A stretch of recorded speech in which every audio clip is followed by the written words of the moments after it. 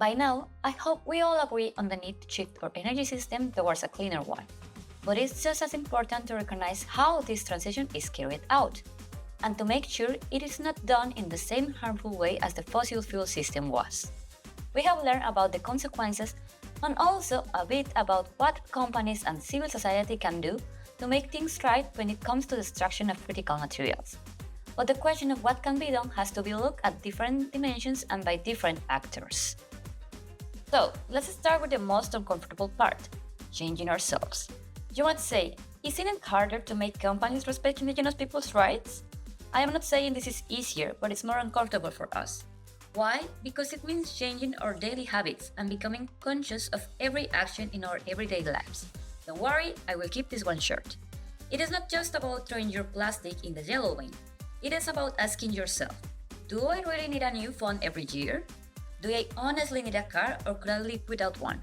And is my laptop really useless or just not the latest model anymore? Critical materials are in many everyday items. We can make a difference by using things longer, repairing them, or choosing not to replace them so quickly. Also, transport is a big polluter, and even electric vehicles use many critical materials. Maybe we don't need a car for everything, and there are even people with 2 or more cars. Public transport and sustainable options like car sharing are better choices. We can use what we already have more collectively and efficiently. This helps reduce the pressure on mining new materials and eases the demand for our energy systems. And of course, it is just as important to demand action from our governments, stay alert to how decisions are made, and mobilize collectively to make sure things are done fairly. We have already touched on what companies should do, but here's a summary and some new insights. Here, there are also different levels, the companies that do the mining and the ones that produce the things we consume in our daily lives. The companies that do the mining in Peru, for example, must address different things than the companies that purchase the batteries for computer assembly. On the one hand, the extraction companies must apply human rights standards across their entire supply chain. What does that mean?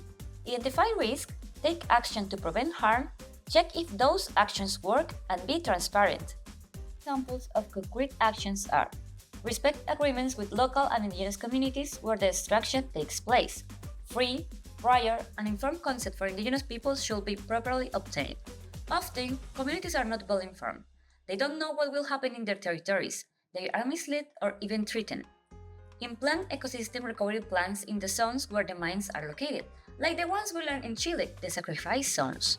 Ensure that communities can take part in monitoring environmental and social impacts. As we have also seen, giving civil society greater space for participation is key to overseeing the real consequences of corporate activities. On the other hand, companies that use these critical resources for different purposes should also take action to reduce the need for their extraction and therefore lessen the impact of mining in Latin American countries. Here are some examples. Develop truly durable and repairable products. I mentioned that you should choose repairing instead of throwing. However, as we also know, if companies create products that don't allow for repair, there is nothing consumers can do. If they are truly committed to making green changes, they should design better and more repairable products. They should also create recyclable products. Some of the critical materials being extracted in other countries could be recovered from old products. However, their design often does not allow for that. If there were more products with realistic options to recycle the minerals used, we will not need to extract so many new ones. Surely, there is a lot more that companies could do, but I'm just showing you a few examples so as not to bore you. Now, what is our role here?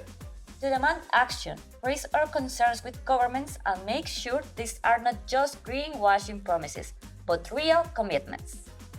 Now, regarding governments, there is also a lot to do. Take just one example. If I tell you to use more public transport, you might say you would, if only it were well connected, reliable, and accessible. And you are right, that's something our government must address. After World War II, Germany built its infrastructure around private transportation. In other words, cars. And they are a symbol and engine of the economy.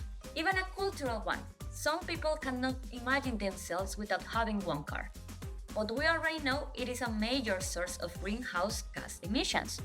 We need to build sufficient infrastructure for alternative transportation options. It is not about banning cars, it is about real choices. We need better connections, more frequent services, and transport that adapts to our lives, not the other way around. Additionally, it's not just about moving people, it's also about moving goods.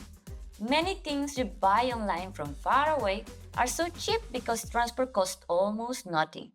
This comes at the expense of the environment since cargo shipping still depends on fossil fuels and requires large amounts of critical materials. We need alternatives to international trade, better ways than the ones we rely on today. And for both, we need government action. Local governments need to invest in reliable public transport, while the federal government must hold companies accountable for their responsibilities in the supply chain. Even the maybe not so useful item you bought on Temu is part of a supply chain, and the government should require better practices for shipping. What else can be done? In the next video, we will continue talking about other government measures, as well as actions that can be taken at the local and international levels.